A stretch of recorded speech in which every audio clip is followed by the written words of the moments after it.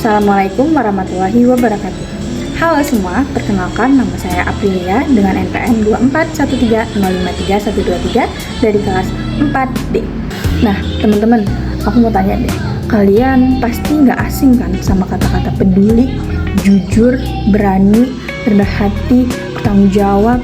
Nah, di video kali ini aku mau ngajak kalian untuk melihat nilai karakter dari sudut yang berbeda, yaitu dari kepribadian seorang anak. Karena ternyata kepribadian anak itu adalah tempat di mana nilai-nilai karakter itu tumbuh dan berkembang.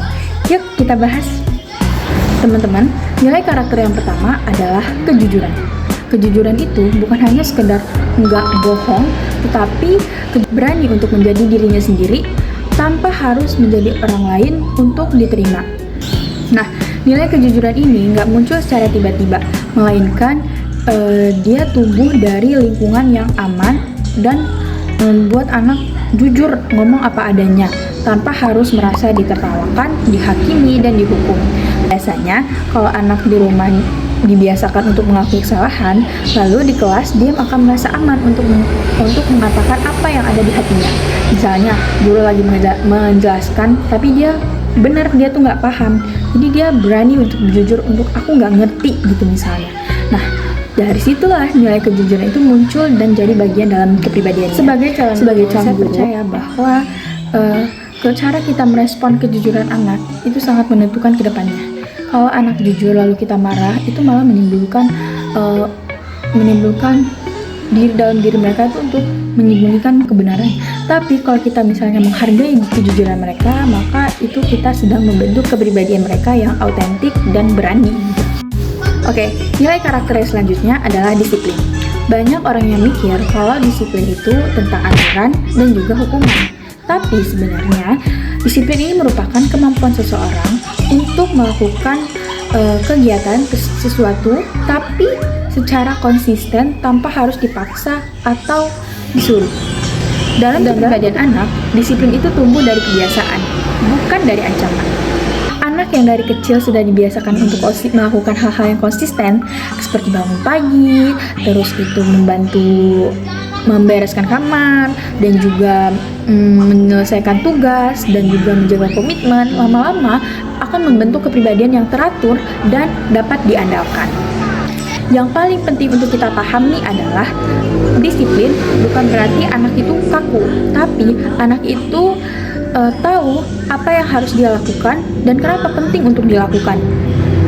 Dan kita sebagai guru adalah membantu mereka untuk memahami alasannya, bukan hanya untuk menegakkan aturan saja.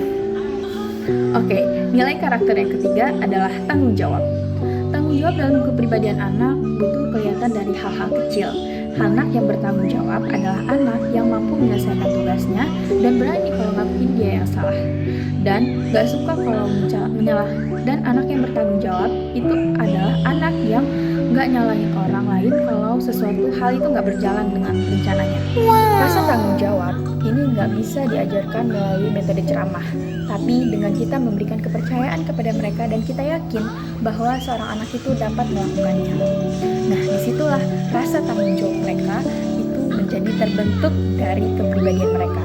Sebagai calon pendidik, saya percaya bahwa seseorang anak yang diberikan kepercayaan akan tumbuh menjadi pribadi yang bertanggung jawab. Jadi, kita jangan ragu untuk memberikan anak kepercayaan. Walaupun mereka sesekali gagal ya, tapi dari kegagalan itulah mereka belajar untuk menjadi pribadi yang bertanggung jawab yang sesungguhnya. Oke, nilai yang keempat adalah kepedulian dan juga empati, di mana anak-anak ini peka. Mereka sadar kalau teman mereka lagi sedih, mereka mau bantu tanpa harus kita minta, dan yang paling penting mereka tuh gak cuek sama orang lain sekitarnya.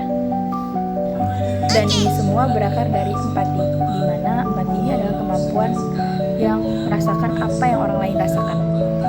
Empati ini tidak tumbuh secara tiba-tiba, tapi dia tumbuh dari pengalaman merasa didengar dan dipahami. Makanya sebagai calon guru, kita juga harus mendengarkan apa yang dikatakan oleh murid kita. Beneran didengerin ya, karena anak yang merasa didengar, maka dia akan belajar untuk mendengarkan orang lain juga. Karena pada akhirnya, nilai karakter yang terbaik kita ajarkan adalah dengan mencontohkannya dan kita tunjukkan, bukan hanya yang terucap dari mulut saja. Oke, sekian. Terima kasih teman-teman video yang dapat saya sampaikan. Semoga bermanfaat. Assalamualaikum warahmatullahi wabarakatuh.